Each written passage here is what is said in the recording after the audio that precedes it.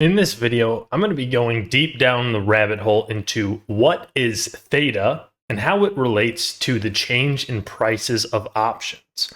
Now, theta is one of the Greeks, and traders will use the Greeks to assess the potential price changes in options in various situations and how they're affected by various factors. Theta specifically is the Greek that relates to how an option's price changes as the time to expiration changes.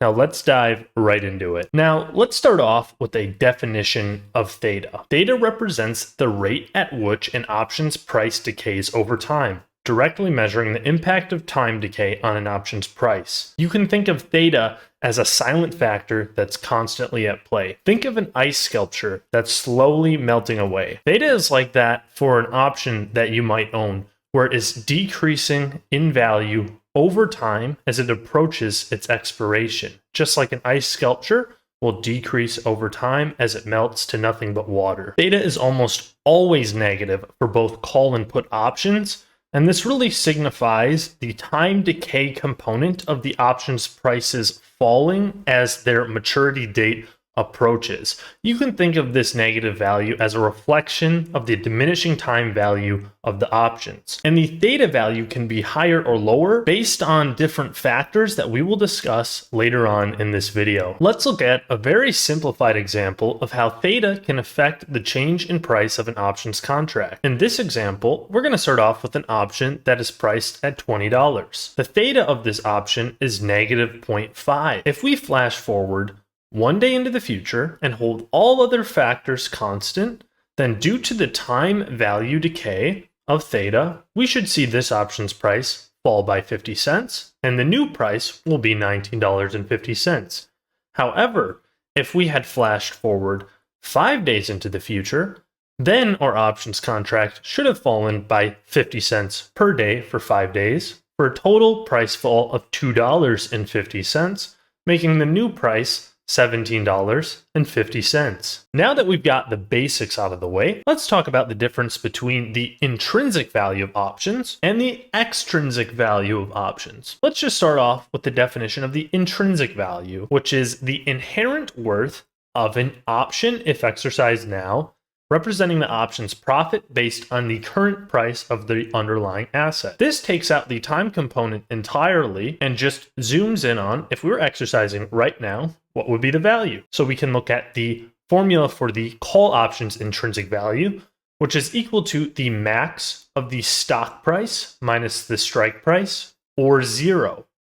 So if we had a call option that we owned with a strike price of 40, on an underlying stock that was priced at 60, that means that we could buy something for $40 that is actually worth $60, and the intrinsic value to that is 60 minus 40, so $20. But how about if it's a put option? So the put option's intrinsic value is equal to the max of the strike price minus the stock price, or 0. So if we kept those same examples, where the strike price is 40 and the stock price is 60, we own this option, we would never sell something for $40 that's actually worth $60, so we would just choose not to exercise this option because that is a value of negative 20, and so we would just take the max of negative 20 or 0, which is 0, because these intrinsic values can never be less than 0. The extrinsic value is really the time component to the value of an option. Extrinsic value is related to theta. So the definition of extrinsic value is the additional value of an option above its intrinsic value, which accounts for the possibility of future price movements. Now, if we look at the formula to price options, we can simplify it as the option price is equal to the intrinsic value that we discussed earlier, plus the extrinsic value that has value related to how this option's value could change in the future. Now let's dive into an example of how we can see how both the intrinsic value and extrinsic value change in an option over time. The top graph represents the stock prices for the largest ETF of the S&P 5 index, known as SPY. And you can see that generally the stock prices had gone up over time in this 6-month period, and that we're going to be looking at a call option with a strike price represented by that orange line of $350. Now we can see that this call option is in the money its entire life because there's no point where the strike price exceeds the stock price. So now if we look at the bottom graph, this is the SPY call value for the call with the strike price of $350 over the same 6-month period of time. On October 3rd of 2022, the furthest left part of this graph, that is when this 6-month call option is issued. You can see at this time, the extrinsic value, or the value coming from the time component of the option, is represented in yellow. And it is actually a large chunk of the option's value. The other component is the orange block, which is the intrinsic value. For any given day, we can find the call price, which is that blue line, represented by the intrinsic value plus the extrinsic value. And then we can see how theta impacts the price of this call option. As the call moves from its original issuance to closer to its maturity, we can see that the extrinsic value continues to decline as that yellow bar just gets smaller and smaller and smaller.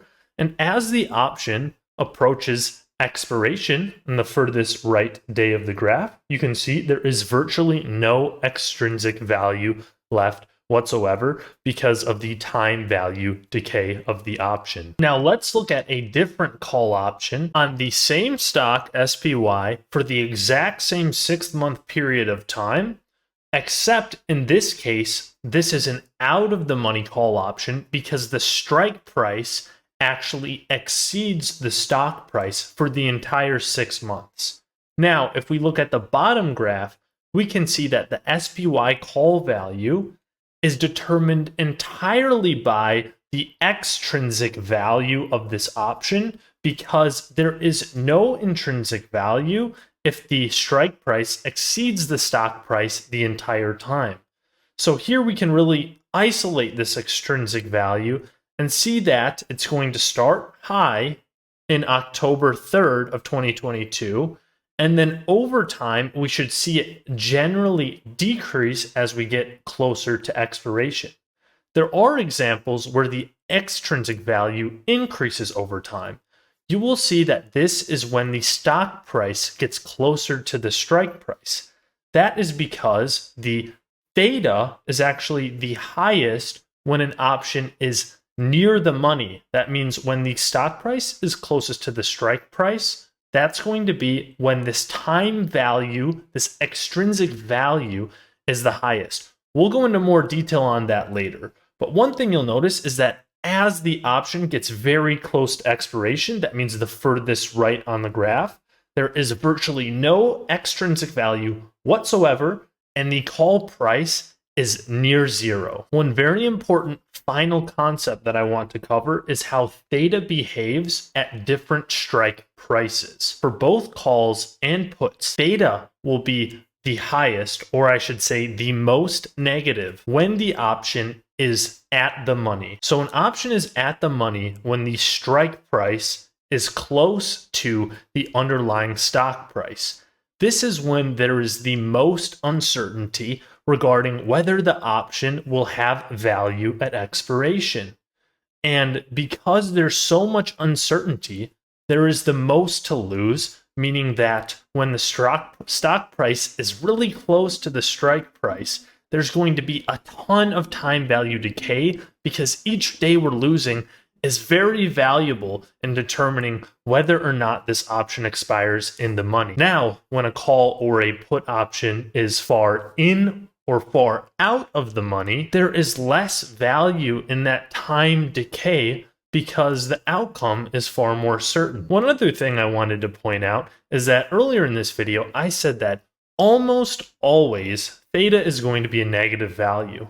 Well, here, using the Black-Scholes option pricing model, I found an example where when the put option gets very far into the money, which you can see as where that orange line goes above zero on the right side of the graph, you can see that there's actually a positive theta.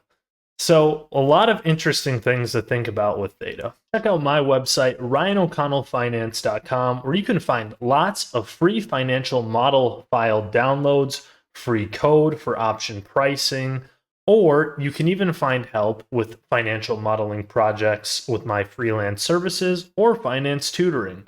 So thank you, and stick around for my next video, which is on options pricing or options trading, which you can find here or here. Thank you.